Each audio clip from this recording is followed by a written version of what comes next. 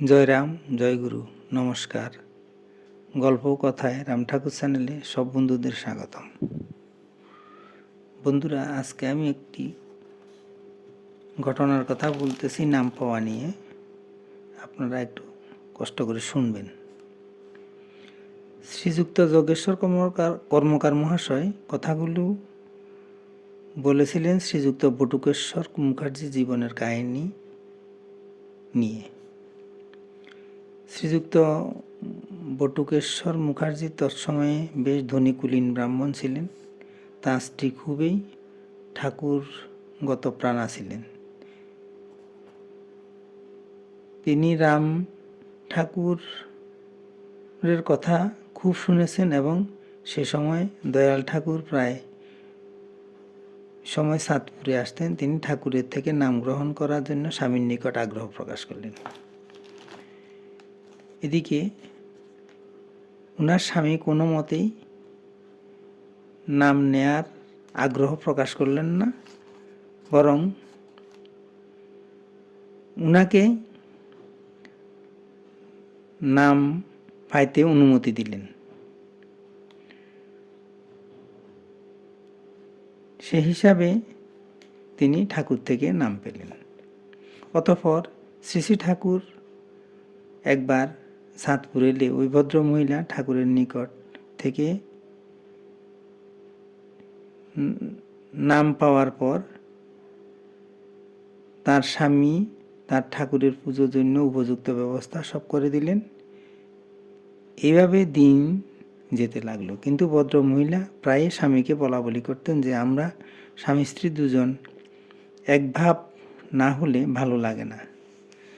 স্ত্রীর যন্ত্রণায় অস্থির হয়ে মুখার্জি মহাশয় বললেন যে তোমার ঠাকুর যদি আমার বাড়ি আসেন তবে দেখা যাবে।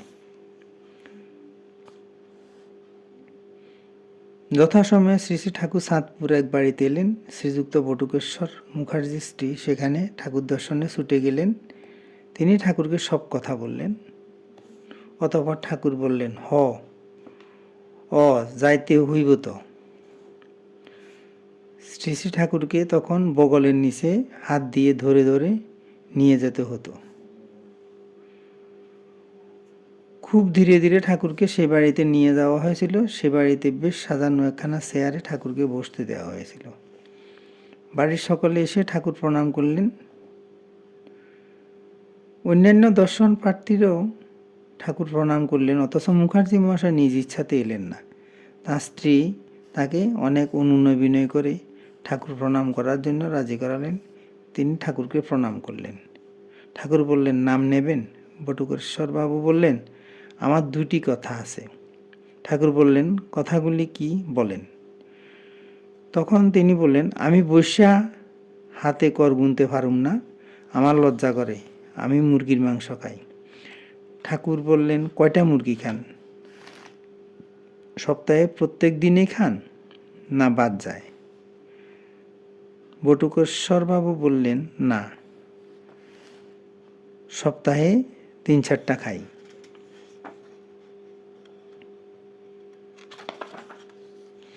ঠাকুর বললেন, খাইয়েন, কিন্তু যখন ইচ্ছা করব না তখন আর খাইবেন না।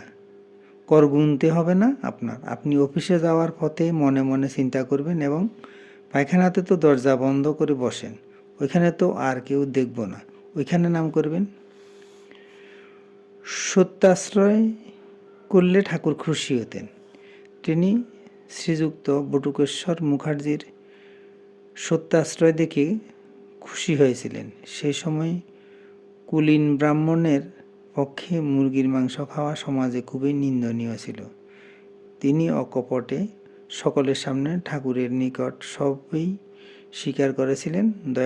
দয়াল ঠাকুর তাকে দয়া করে নাম সম্পদ দিয়ে প্রকৃত ধনী করলেন। নামের ক্ষমতা সীমাহীন। পরবর্তী জীবনে শ্রীযুক্ত বটুকেশ্বর মুখার্জি মুরগি কেন কোনো মাংসই আহার করতেন না, এমনকি চাতে তুলসী দিয়ে ঠাকুরকে নিবেদন করে তবে চাটুকু গ্রহণ করতেন।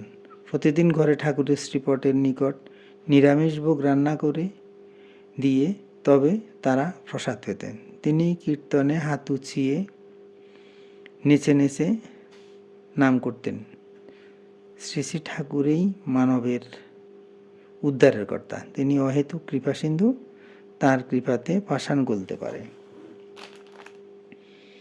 বন্ধুরা, আজ এ পর্যন্তই। এখন আমি ঠাকুরের একটি বাণী পড়ে আপনাদেরকে শোনাচ্ছি।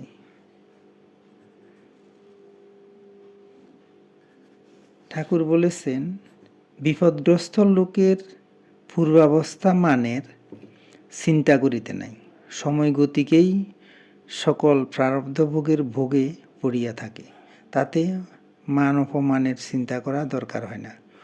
উন্নতি অবনীত এ জগতে মহারাজা প্রবৃত্তি সকলেরই পরিবর্তন দেখা যায়, ইহাতে লজ্জা সংকোচের কারণ কি হইতে পারে? বন্ধুরা, আজ এই পর্যন্তই। আগামী দিন আবার শ্রী শ্রী ঠাকুর সম্পর্কে গল্প বাণী নিয়ে আপনাদের সাথে থাকব। বন্ধুরা, চ্যানেলটি যদি আপনাদের ভালো লেগে থাকে তাহলে বেশি বেশি করে সাবস্ক্রাইব করবেন। নূতন বন্ধু হলে সাবস্ক্রাইব করে পাশে থাকবেন, লাইক শেয়ার কমেন্ট করবেন আরও ভালো ভালো ভিডিও পেতে। ধন্যবাদ, ভালো থাকবেন। জয় গোবিন্দ, গুরু কৃপাই কেবলম।